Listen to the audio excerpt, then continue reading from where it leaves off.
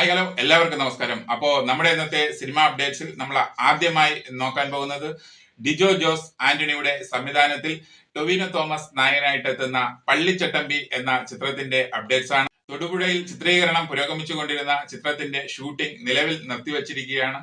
കനത്ത മഴയെ തുടർന്നാണ് ചിത്രത്തിന്റെ ഷൂട്ടിംഗ് നിർത്തിവച്ചിരിക്കുന്നത് എന്നുള്ള അപ്ഡേറ്റ്സുകളാണ് വന്നുകൊണ്ടിരിക്കുന്നത്. മഴ മാറിയാൽ ഉടൻ ഷൂട്ടിംഗ് പുനരാരംഭിക്കും എന്നുള്ള അപ്ഡേറ്റ്സുകളും വരുന്നുണ്ട്. ടൊവിനോ തോമസിന്റെ മറ്റൊരു വ്യത്യസ്തമായിട്ടുള്ള കഥാപാത്രമാണ് പള്ളിച്ചട്ടമ്പി എന്ന ഈ ചിത്രത്തിൽ. അടുത്ത അപ്ഡേറ്റ്സ് എന്ന് പറയുന്നത് സംവിധായകൻ റോയിയുടെ സംവിധാനത്തിൽ ഭാവന സ്റ്റുഡിയോയുടെ ബാനറിൽ ഒരുങ്ങുന്ന ഫഹദ് ഫാസിൽ നായകനായിട്ടെത്തുന്ന കരാട്ടെ ചന്ദ്രൻ എന്ന ചിത്രത്തിന്റെ അപ്ഡേറ്റ്സ് ആണ്. ചിത്രത്തിന്റെ ചിത്രീകരണം ഒക്ടോബർ, നവംബർ, ഡിസംബർ മാസങ്ങളിലായി നടക്കും എന്നുള്ള ലേറ്റസ്റ്റ് അപ്ഡേറ്റ് ആണ് വരുന്നത്.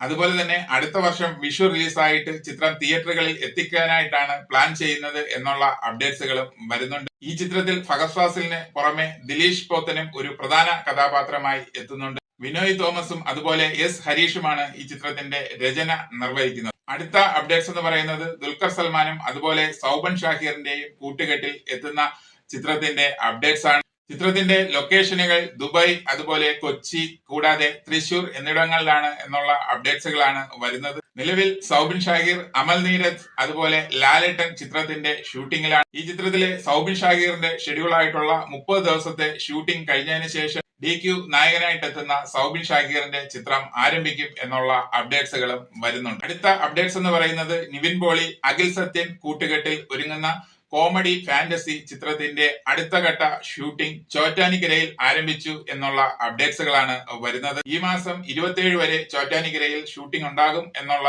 അപ്ഡേറ്റ്സുകളും വരുന്നുണ്ട്. അടുത്തായി നോക്കുന്നത് തമിഴ് സൂപ്പർ സ്റ്റാർ നമ്മുടെ സൂര്യ നായകനായിട്ടെത്തുന്ന സൂര്യ 45 എന്ന് താൽക്കാലികമായി പേരിട്ടിട്ടുള്ള ചിത്രത്തിന്റെ അപ്ഡേറ്റ്സ് ആണ്. ചിത്രത്തിന്റെ ടൈറ്റിൽ ടീസർ ഉടൻ പുറത്തുവരും എന്നുള്ള ലേറ്റസ്റ്റ് അപ്ഡേറ്റുകളാണ് വരുന്നത്. സൂര്യ ആരാധകർക്ക് ഈ ടൈറ്റിൽ ടീസർ ഒരു സ്പെഷ്യൽ ട്രീറ്റ് ആയിരിക്കും എന്നാണ് ചിത്രത്തിന്റെ അണിയറ പ്രവർത്തകർ പറയുന്നത്. സൂര്യ 45ന്റെ രചനയും സംവിധാനവും നിർവഹിക്കുന്നത് RJ ബാലാജിയാണ്. അടുത്ത അപ്ഡേറ്റ്സ് ആയി വരുന്നത് ഉലകനായകൻ കമലഹാസൻ നായകനായിട്ടെത്തിയ ഇന്ത്യൻ എന്ന ചിത്രത്തിന്റെ 3ാം ഭാഗമായിട്ടുള്ള ഇന്ത്യൻ 3യുടെ അപ്ഡേറ്റ്സ് ആണ്. നിലവിൽ ചിത്രത്തിന്റെ എഡിറ്റിംഗ് വർക്കുകൾ പുരോഗമിക്കുന്നു എന്നുള്ള അപ്ഡേറ്റ്സുകളാണ് വന്നുകൊണ്ടിരിക്കുന്നത്.